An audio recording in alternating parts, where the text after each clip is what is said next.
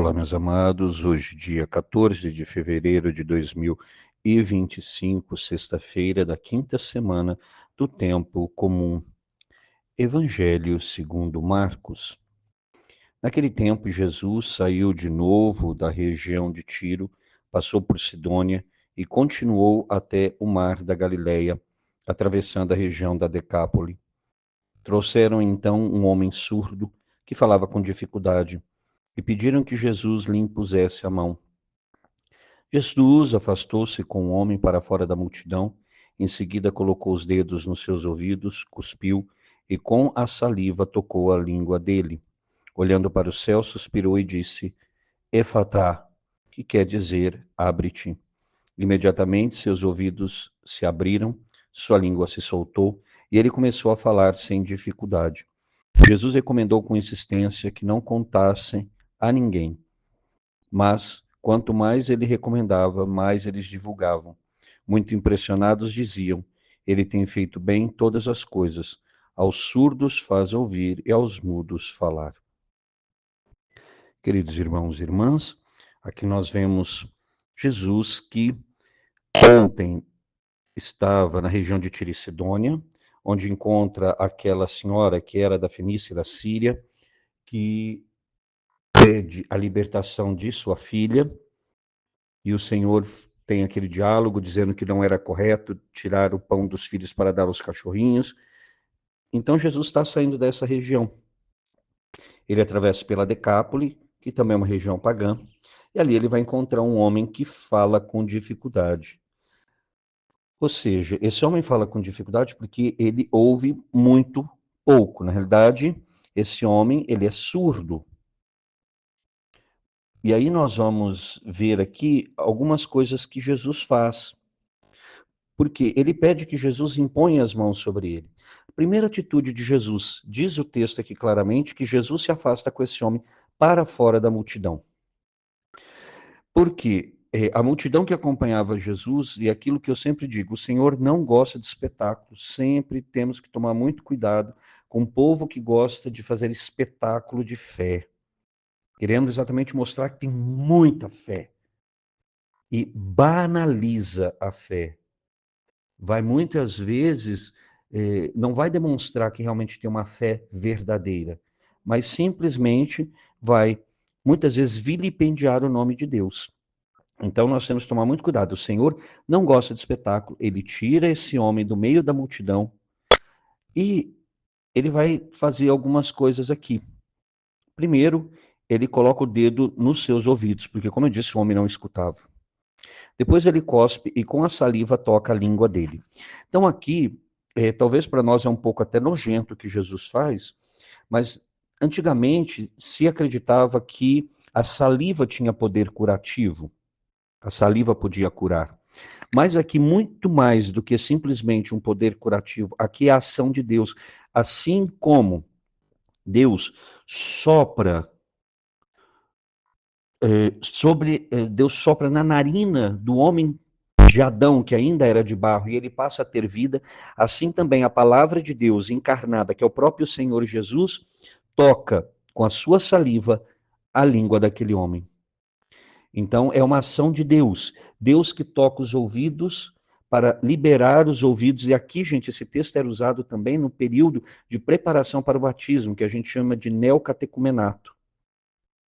Então, nesse período, de catecumenato, esquece o neo, falei bobagem, neocatecumenato é um movimento da igreja. É o período de catecumenato, ou seja, é o período que estamos nos preparando, aprendendo as verdades da fé para ser batizado. Então, os catecúmenos liam esse texto, e aqui se entendia exatamente que esse gesto de tocar os ouvidos e de tocar a língua era exatamente o que acontecia no dia do batismo. O Senhor libera os nossos ouvidos, vamos dizer assim, liberta os nossos ouvidos para ouvir a sua palavra e também liberta a nossa língua para que possamos anunciar a palavra que nós ouvimos. E aqui, então, Jesus vai fazer vários gestos. Olha, ele tira esse homem da multidão, ele toca com os dedos os ouvidos dele, cospe, com a sua saliva toca a língua dele, depois ele olha para o céu, ele dá um grande suspiro, como se ele estivesse sofrendo junto com aquela pessoa, e aí ele fala, Efatá, que em aramaico quer dizer abre-te. Inclusive, dentro do batismo, existe esse rito que não é obrigatório, o padre pode fazer ou não, que é chamado exatamente de efatá. O padre vai tocar os ouvidos e vai dizer essa frase, mas não é obrigatório, muitos padres não fazem, fazem se quiserem. É que o texto diz que imediatamente os ouvidos se abriram, os ouvidos dele se abriram, a sua língua se soltou e ele começou a falar sem dificuldade. Então aqui, como eu disse, é o que acontece, a transformação que acontece conosco a partir do batismo. Nós ouvimos, mas não somente ouvimos, depois que o Senhor toca o nosso ouvido para nos, vamos dizer, nos libertar de toda a surdez espiritual, para que nós possamos também, ao ouvir, anunciar a palavra. E aí Jesus pede com insistência que não contem, mas não adianta nada, porque foi aquilo que eu falei. Jesus tirou esse homem do meio da multidão. Jesus não queria que as pessoas fossem atrás dele como um resolvedor de problemas da vida deles, que é o que muitas vezes acontece. Não, queria que as pessoas o proclamassem Messias, mas através do quê? Através da pregação, através realmente de uma proclamação de fé pessoal, que ao ouvir o Senhor e ver tudo que ele realizava, reconhecer nele o Messias. Não porque alguém está dizendo que ele cura, que ele liberta, então as pessoas iriam atrás dele por puro interesse. E todos ficam impressionados e vão citar aqui o Antigo Testamento. Isaías, ele tem feito bem todas as coisas, aos surdos faz ouvir, aos mudos falar. Então isso é uma... São Marcos nos traz para dizer, olha, a promessa que foi feita através de Isaías para o Messias se cumpre em Jesus Cristo. Ou seja, em outras palavras, como eu disse, os evangelistas vão fazendo com que nós, de tal forma, acompanhemos os evangelhos e compreendamos que Jesus Cristo é realmente o Messias prometido, o Filho de Deus. Senhor, hoje também nós pedimos, toca, Senhor, os nossos ouvidos, toca, Senhor, os nossos lábios, que nós nos abramos, que a tua graça também venha em nosso encontro, que este efatá aconteça em nossa vida, que os nossos olhos também se abram, Senhor, para a tua palavra, para a beleza da tua palavra, que todo o nosso ser se abra, Senhor, para a graça do Espírito Santo, para a conversão, para a mudança de vida, para seguir fielmente a tua palavra, que a nossa fé cresça, Senhor, através do teu toque, através da tua infinita misericórdia. Mãe querida, mais uma vez pedimos a tua santa intercessão, suplica por todos nós, suplica de forma especial pelo Brasil.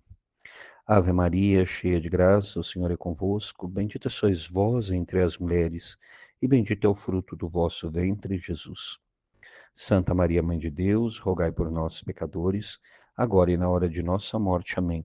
E que desça sobre você, meu irmão e minha irmã, pela intercessão da Virgem Santíssima, a bênção do Deus Todo-Poderoso, Pai, Filho e Espírito Santo. Amém.